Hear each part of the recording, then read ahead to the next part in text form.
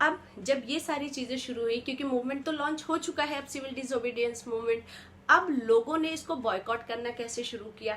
अब जब यहाँ पे ये सारी चीजें देखी कि ये तो मतलब लोग काफी यूनाइट हो गए हैं, तो गांधी जी को इरविन ने, जिनको लेटर लिखा था ना, इरविन ने बुलाया कि आप चलिए हम एक बातचीत करते हैं। तो उन्होंने गांधी जी को इनवाइट किया राउंड टेबल कॉन्फ्रेंस के लिए।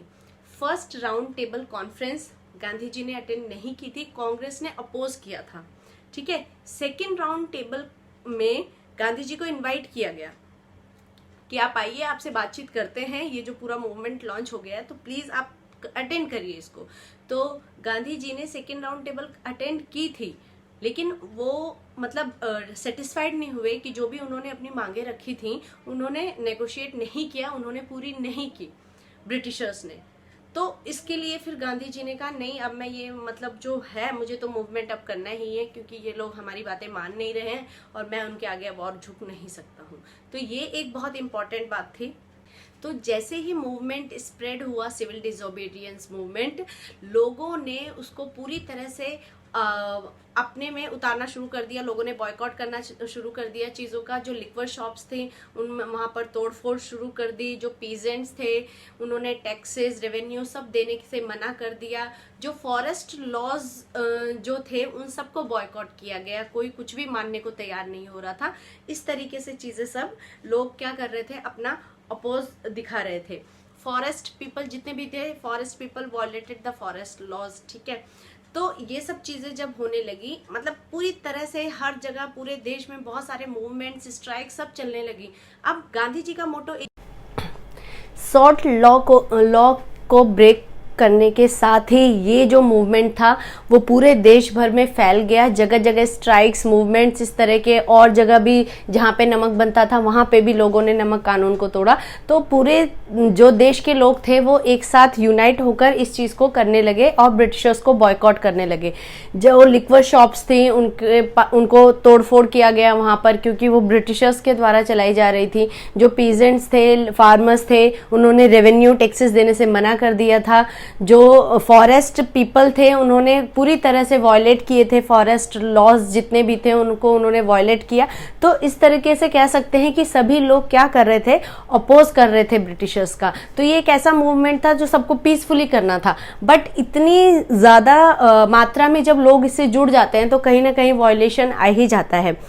अब इसको लेकर गिरफ्तारियां भी शुरू हो गई।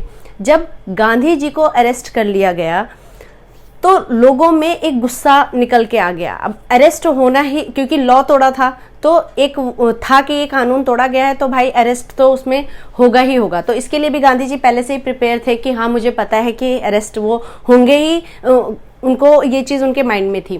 तो गांधी जी अरेस्ट हुए। खान अब्दुल गफ्फार, जिनको फ्रंटियर गांधी कहा जाता था क्योंकि वो एक बहुत डिवोटेड डिसिपल थे गांधी जी के, और उन्होंने पेशावर में उनको अरेस्ट कर लिया गया। तो जब उनको पेशावर में अरेस्ट किया गया तो लोगों ने शुरू कर दिया अपना दंगा फसाद की, उनको प्रोटेस्ट करने लगे कि क्यों उनको गिरफ्तार किया गया। शोलापुर में कुछ भीड़ ने अटैक कर दिया पुलिस स्टेशंस पर, ब्रिटिशर्स के ऊपर तोड़फोड़ मचा दी म्यूनिसिपैलिटीज में और सब जगह। मतलब जो गवर्नमेंट की बिल्डिंग्स थे वहां पे लोगों ने वायलेंट तरीके से प्रोटेस्ट करना शुरू कर दिया। अब ये भी एक बहुत बड़ी दिक्कत थी क्योंकि गांधी जी चाहते थे हर चीज पीसफुली करना। जब ये सब चीजें होने लगी तो उन्होंने फिर एक बार फैसला किया कि मैं क्या करूंगा, अब ये जो सिविल डिसोबीडियंस मूवमेंट है उसको मैं वापस लूंगा, जैसे नॉन कॉपरेशन को लिया गया था।